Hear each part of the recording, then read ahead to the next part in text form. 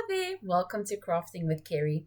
So, what we're going to look at today is where you're trying to put names or some type of text on items such as your water bottles.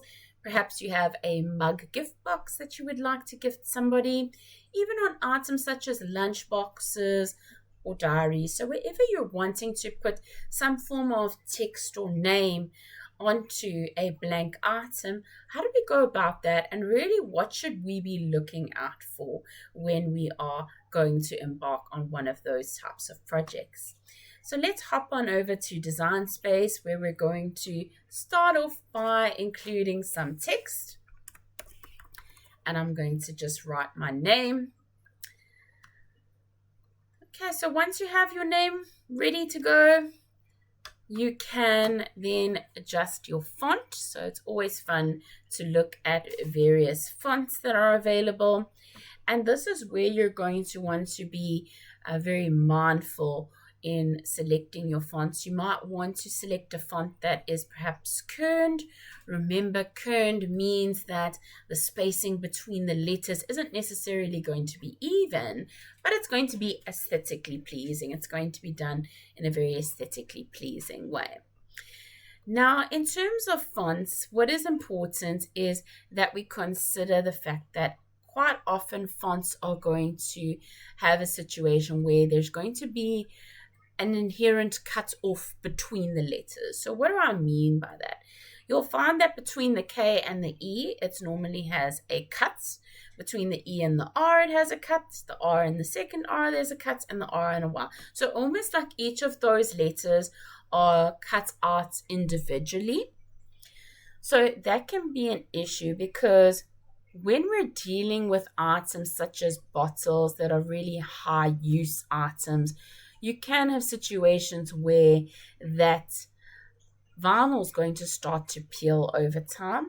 And certainly it's going to be more in your favor to have these letters all cut out within a singular piece just to ensure longevity of that vinyl onto the bottle and that there's just less areas for there to be lifting over the period of time. So having your fonts, once you've chosen one that you are quite happy with, you can then move on to perhaps doing a small offset if you would like it to be a little bit thicker, or you can proceed to just doing an offset for the purposes of just getting a bit of extra surface area, because the more surface area we have that is going to ultimately stick to the bottle, the better it's going to be in terms of ensuring that's not going to peel off in the future. Okay, we want to avoid that situation where it is peeling off over time. Okay, let's get rid of that extra one. Once you're happy with your text item, you can go ahead and add a bit of an offset.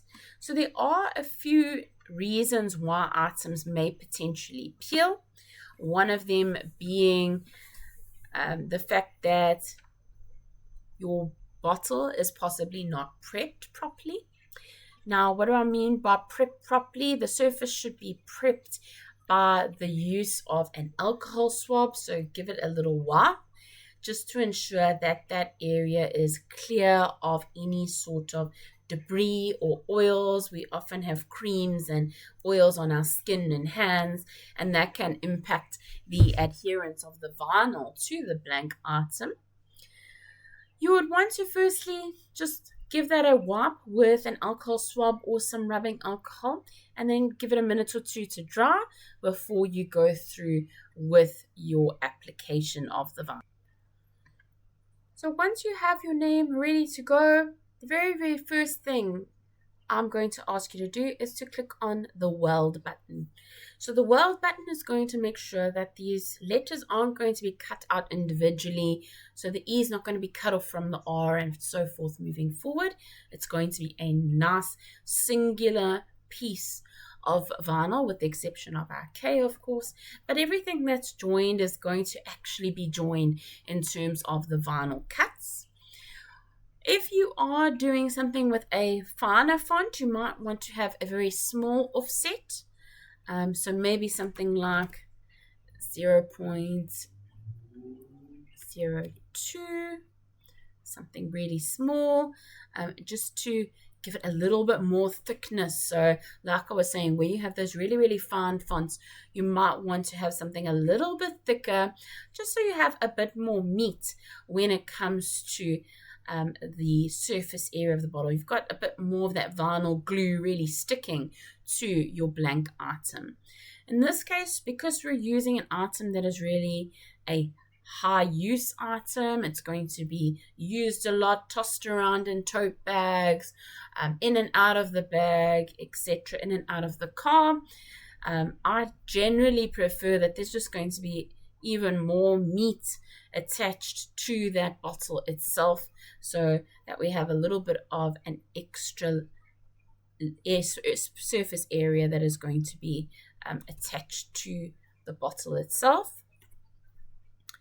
You can do something like a 0.3 offset, so it's still not a huge offset, but it just adds a little bit of extra dimension to your project. And also it's just going to give, now we're going to have this big offset piece, which is going to have quite a nice surface area attachment onto that high use item. So it just helps us a little bit in terms of longevity of that vinyl onto our blank item itself.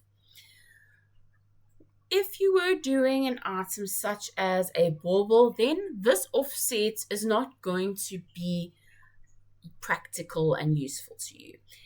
With the bauble being very, very rounded shape, it's going to be difficult to get that big offset onto the bauble without there being a whole lot of lumps and bumps and overlays and crinkles on your vinyl, and it's just not going to look so nice. So in the case of seasonal items such as your Christmas bauble or your plastic Easter egg, whatever it is that you are personalizing, then you can use just a plain font. So you would just have to cut out the Kerry in black here, and you'd be able to proceed with that. It's going to be a little bit easier having some finer details to push over that very rounded surface area, and it's just going to look a lot nicer than trying to deal with this offset. You will also find that with those seasonal items, they're not going to be handled a whole lot like your water bottle that you use throughout the day. So those items, you're not going to generally have an issue with peeling or vinyl because it's not going to be handled throughout the day, and therefore just the plain Kerry written in black would be perfectly fine and acceptable to use on those types of applications. So hopefully that's just helped you out a bit when you do have a name. So if you're doing this on a lunchbox or a water bottle, or even some of your spice bottles that you handle quite often, you could then use an offset where appropriate, and it just gives you, like I said, a nice chunkier piece that you can then apply to your high use and high traffically handled item.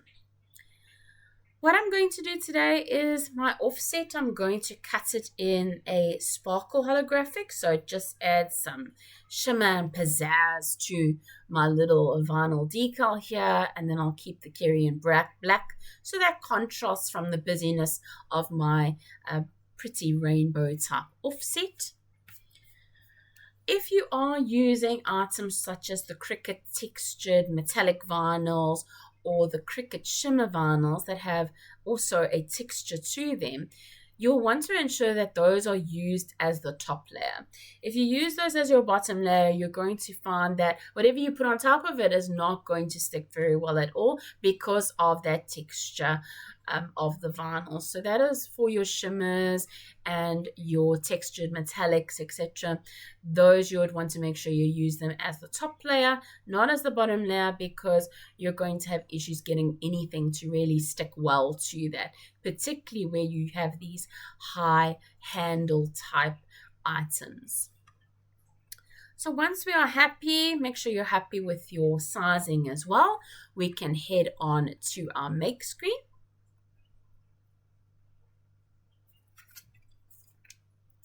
And here we can see our two mats that are prepared for us, one being our silver pretty sparkle holographic, and here we can quite clearly see on the mat that these letters are joined. There's no cutoff between the end of the E and the side of that R, etc. Even with the Y, there's no cutoff with the end of that R and the side of the Y.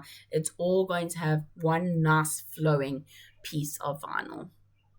Once we are happy with our mats, we can continue and start to prepare our first mat, which is for our offset, a white background, and we can prepare that for our holographic.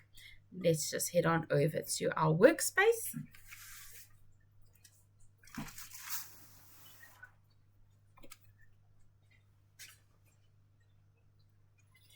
And these types of projects are definitely suitable for your little offcuts that you might have.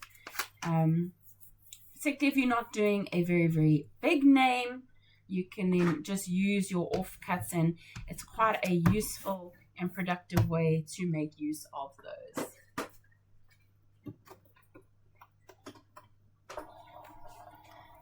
Okay, you'll see here the very pretty sparkle holographic Cricut vinyl. Almost looks like a little rainbow, and that's going to be our background for our design. We can then head on back over to Design Space and make sure that we click on our material. So in this case, we're using the holographic sparkle vinyl. We are happy. It's got the loading of our fine point blade, which is our standard blade that comes with the machine, and we can then proceed to load our mat.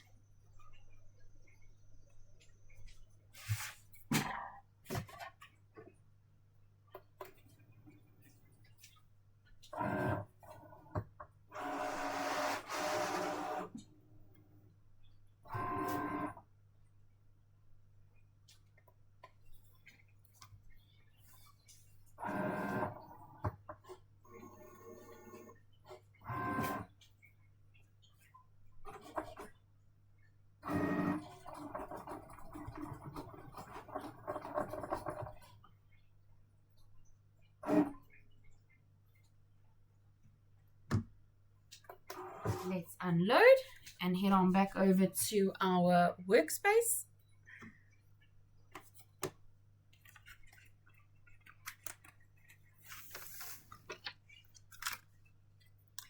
And we can then load on our black vinyl.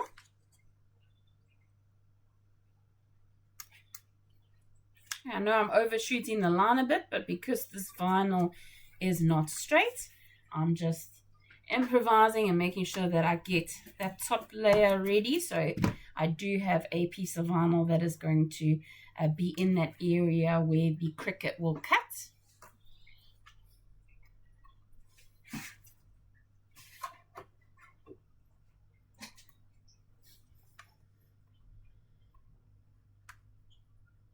We can then head on back over to Design Space and we click vinyl.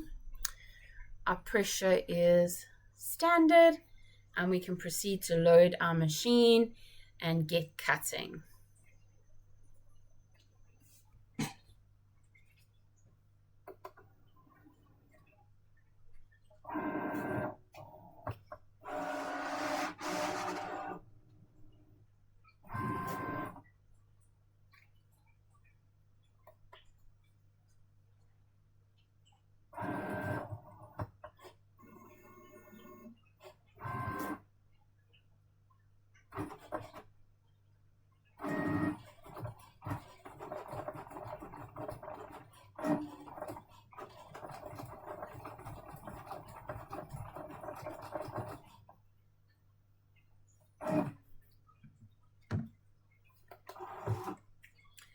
We unload our mat,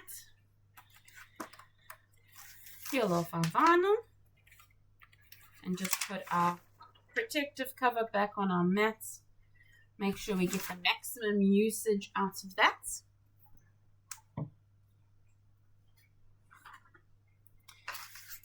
We can then cut off our excess vinyl that we can use for other projects.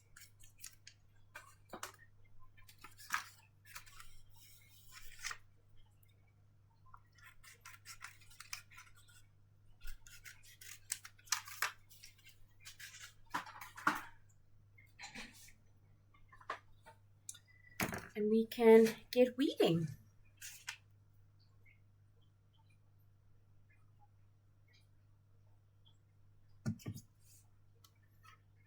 Going to start off with our offset piece, which is quite nice because it's just going to be one single blob. I will actually show you what happens when you have an offset and it is not one solid piece. So how do you remedy that, and how do you just get it to be one solid piece instead of having a little cutouts like you have with your name and your text?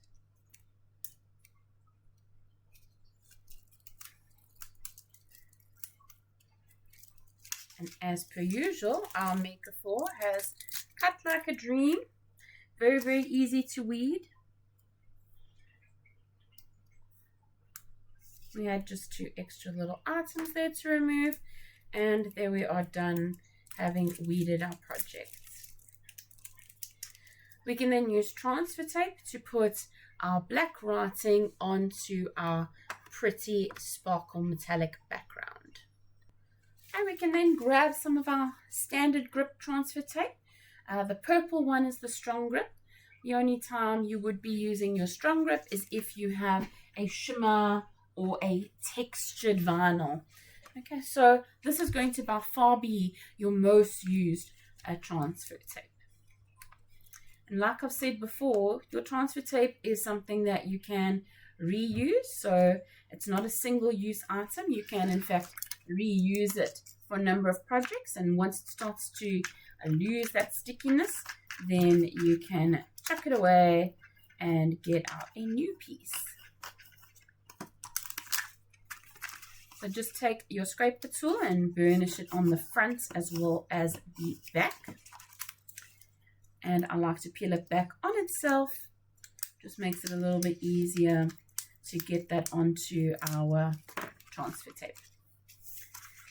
Now we want to very carefully align our writing on top of our pretty background. Try to get it as centered perfect as you can. Just takes practice. The more you do it, the better you get.